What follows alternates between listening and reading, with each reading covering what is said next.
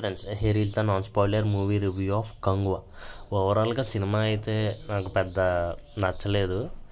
ఎందుకో కూడా మీకు చెప్తాను. ఈ సినిమాలో మనకి హీరోయిన్గా దిశా పటానీ గారు చేశారు. చాలా చిన్న రోలు, ఊరికే కల్కి కన్నా చిన్న రోలు, ఊరికే అలా వస్తారు వెళ్ళిపోతారు, జస్ట్ గ్లామర్ కోసం పెట్టుకున్నారు అంతే. అండ్ బాబీ డియోల్ కూడా ఉన్నాడు. అసలు యానిమల్లో ఎంత స్ట్రాంగ్గా ఉంటాడో అసలు ఇక్కడ అంత ఆకట్టుకోలేదని చెప్పాలి. ఆ క్యారెక్టర్ ఎవరు చేసినా ఒకటే, బాబీ డియోలో చేయాల్సిన అవసరం లేదు. ఇంకా సూర్య యాక్టింగ్కి వచ్చి అయితే బాగానే చేశారు. 2 టైమ్ లైన్స్ ఉంటాయి, ప్రజెంట్ అండ్ పాస్ట్, రెండిట్లో బాగానే చేశారు. కాకపోతే మనకు అంత ఇంపాక్ట్ అనిపించదు. ఎక్కడ ఈ క్యారెక్టర్స్ మనం కనెక్ట్ అయితే అవ్వము. ఫస్ట్ హాఫ్ ఫుల్ ల్యాగ్ ఉంది. ఒక 45 మినిట్స్ తర్వాత పాస్ట్ పార్ట్ స్టార్ట్ అవుతుంది. స్టార్టింగ్ బాగానే అనిపిస్తుంది, ఇంటర్వెల్ కూడా బాగానే అనిపిస్తుంది.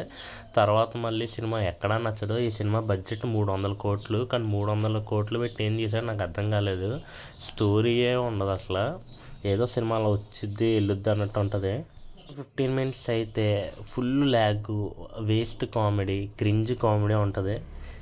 అసలు కూర్చోలేం కూడా, అంత దరిద్రంగా అంత ల్యాగ్గా ఉంటుంది. ఓవరాల్గా సినిమా అయితే యావరేజ్.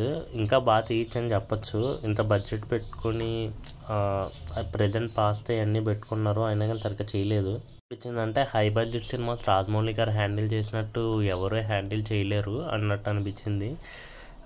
ఎందుకంటే ఆ వాల్ని బిల్డ్ చేయలేకపోయారు, అది మెయిన్ ప్రాబ్లం. సో మనం కనెక్ట్ అవ్వం సినిమాకి అయితే. కానీ సినిమా అయితే 1 టైం వాచబుల్, చూడాలనుకుని చూడొచ్చు. కొన్ని సెగ్మెంట్స్ బాగున్నాయి, బ్యాక్గ్రౌండ్ మ్యూజిక్ యావరేజ్, అంత హై ఇంపాక్ట్ అనిపించదు. క్లైమాక్స్ అయితే బాగుంది. కాకపోతే మళ్ళీ ఈ మూవీ కూడా సెకండ్ హాఫ్ ఉంది. అసలు ఫస్ట్ హాఫే ల్యాగ్ పెట్టుకుని మళ్ళీ సెకండ్ హాఫ్ ఎందుకు చేస్తారు నాకైతే అర్థం కావట్లేదు. సినిమా హై బడ్జెట్ రికవర్ చేద్దాం అని చెప్పి సెకండ్ హాఫ్ తీస్తున్నారు అంతే. ఈ మూవీకి నేను ఇచ్చే రేటింగ్ 2.5 స్టార్స్. సూర్య గారు అయితే ఈసారి డిసప్పాయింట్ చేశారని చెప్పాలి. అంత ఇంపాక్ట్ అయితే క్రియేట్ చేయలేదు కంగువా మూవీతో.